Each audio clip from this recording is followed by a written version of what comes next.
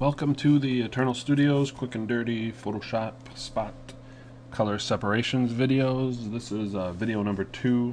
It's how to pull an underbase out of your Photoshop image using a CS4, CS3, CS2. It's all going to work the same. The last video, what we did was we made a black channel, and we got it here, right here on our screen.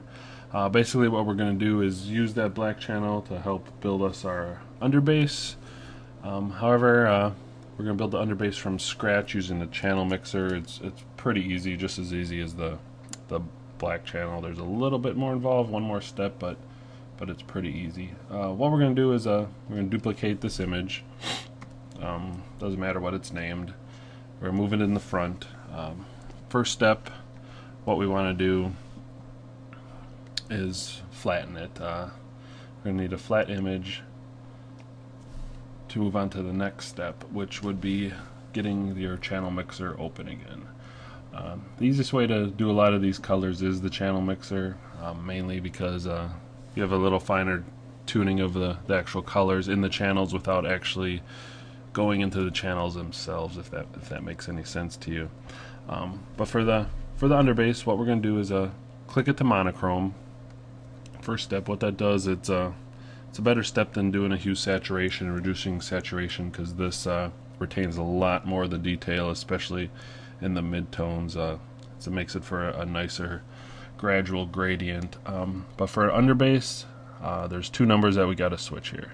Basically what we want to do is crank up the red, just because the red channel tends to be a little darker, especially if you're working on a dark background. You just want to kind of enhance it a little bit. In RGB mode, the red incorporates the yellows and stuff, which will definitely show up as nothing.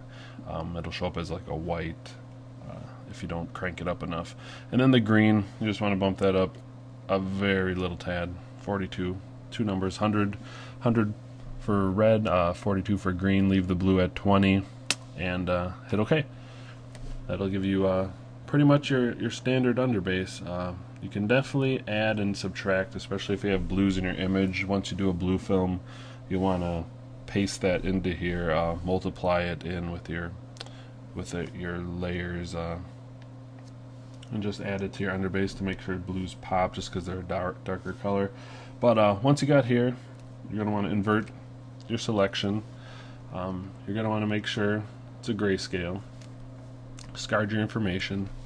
And once you're in grayscale, you're going to want to open up your curves again. And basically all your curve is going to do is get rid of some of the excess that you don't really want. You'll take your white eyedropper and get in where the darkest of dark is, where your blacks are going to go, and just crank it out. Might be a little much, but it looks like it should work. You might want to crank it a little more. It really depends on your preference on how much you want underbased. Sometimes a red onto a shirt works, especially with fire bleeding onto like the shirt color. And then that's all you have. You're pretty much set and you're good to go. Stay tuned for the next one. Later.